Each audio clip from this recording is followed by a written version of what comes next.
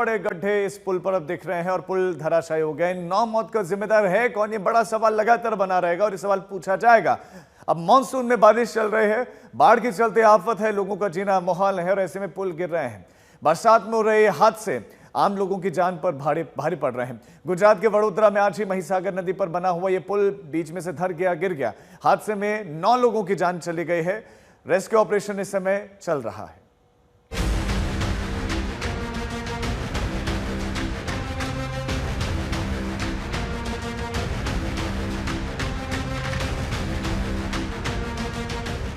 गुजरात के वडोदरा में धंस चुके पुल पर लटका ये ट्रक हादसे की गवाही दे रहा है।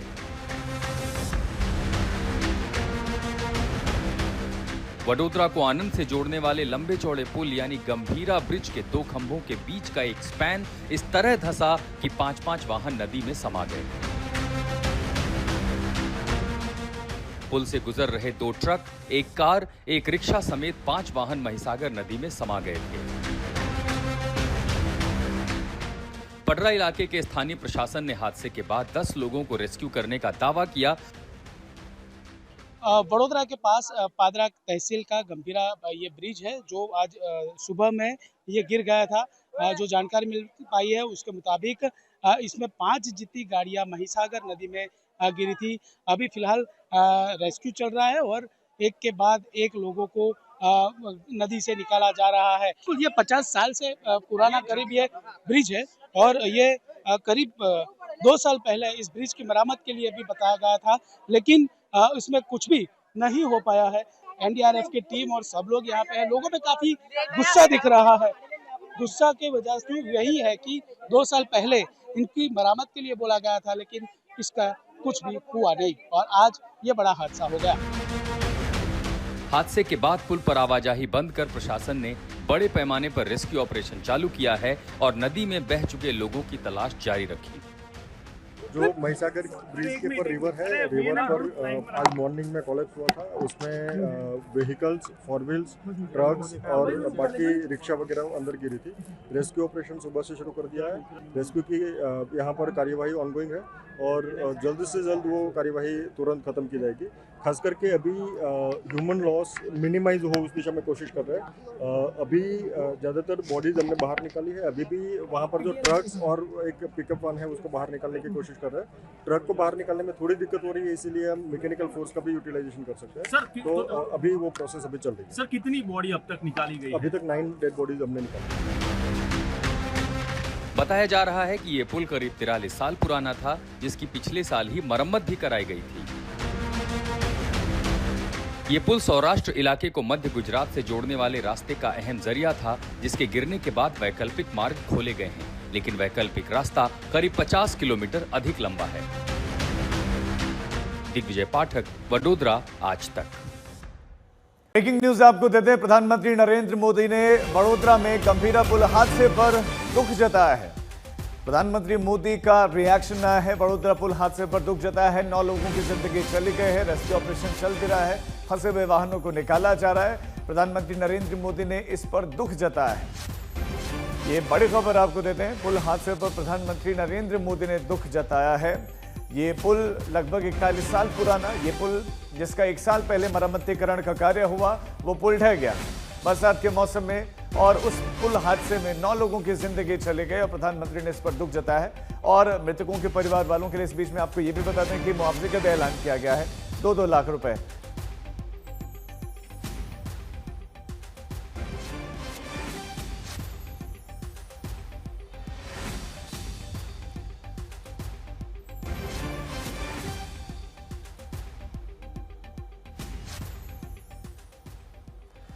हमारा देश और इस देश में जो इंफ्रास्ट्रक्चर है उसको लेकर तमाम तरह की बातें होती हैं, लेकिन एक के बाद एक गिरते पुल सिर्फ और सिर्फ सवाल खड़े कर दें। और यहां सबसे बड़ा सवाल यही है कि 9 लोगों की मौत का जिम्मेदार कौन है। अगर 1 साल पहले इसका मरम्मतीकरण का कार्य हुआ तो फिर ये गिरा कैसे? अभी कुछ सवाल है कि किसकी लापरवाही से यह हादसा हुआ। इंपॉर्टेंट सवाल, पिछले साल मरम्मत के बाद भी आखिर यह हादसा होता कैसे है? क्या देख रेख नहीं होती है? 212 करोड़ की लागत से दूसरे पुल की वजह आखिर क्या?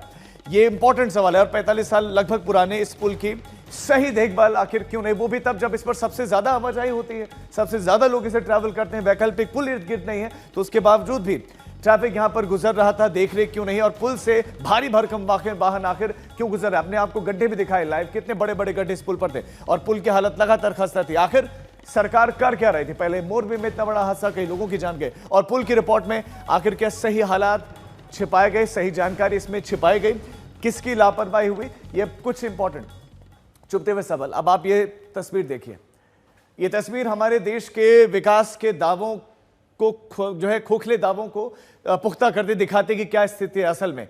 पुल के ऊपर चल रहा ये ट्रक उल्टा नीचे नदी में गिरा हुआ और फंसे हुए लोगों को निकालने का काम जारी है। अब तो इस ट्रक को निकालने का काम जारी है। इसमें बैठे हुए कुछ लोग, कुछ अन्य वाहन भी इसी नदी में समा गए। 9 लोगों की जिंदगी भी इसी नदी में समा गई। और क्या ये उन 9 लोगों की गलती थी?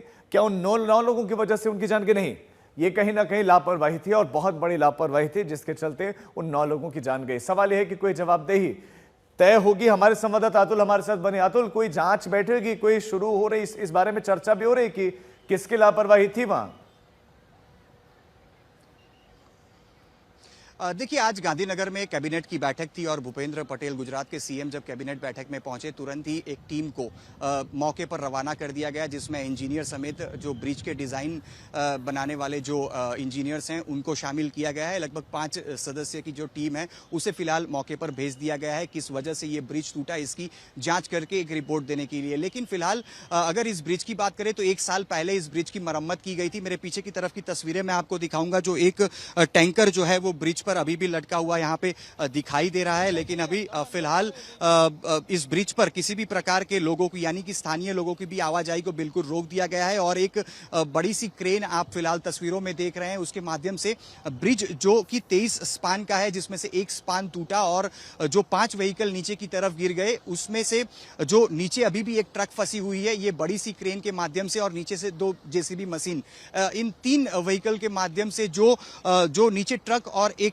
कार फंसी हुई है उसको निकालने की यहां पे कोशिश हो रही है। फिलहाल तस्वीरों में भी आप देख पा रहे हैं एक इको व्हीकल के अलावा एक पिकअप और एक ऑटो रिक्शा जो कि दलदल जैसी स्थिति में फंसी हुई दिखाई पड़ रही है। और जो भी लोग अभी नदी में से बाहर की तरफ आ रहे हैं, लगभग उनका घुटना भी जो दलदल है उसमें फंसा हो, इस प्रकार की तस्वीरें हैं। यानी कि आप समझ सकते हैं कि रेस्क्यू ऑपरेशन यहां पे कितना मुश्किल रहा होगा, क्योंकि बारिश का सीजन अभी फिलहाल चल रहा है और बारिश की वजह से इस महिसागर नदी में फिलहाल पानी भी है। लेकिन अगर हम मेरे बाईं तरफ की तस्वीरें भी मैं जमीन से कहूंगा दिखाने की कोशिश करें, क्योंकि जो ब्रिज की स्थिति है वो काफी बुरी दिखाई पड़ रही है। ब्रिज के ऊपर गड्ढे पड़े हैं और ब्रिज की जो दीवारें हैं, और दिक्कत है कि आवाजाही अब रोकी गई। आवाजाही तो पहले रुक जानी चाहिए थी इस जो है जर्जर ब्रिज पर, लेकिन जब मौत हुई है तब जाकर आवाजाही इस पर रुकी है। 9 मौतों का जिम्मेदार कौन है, ये सवाल हम लगातार पूछते रहेंगे।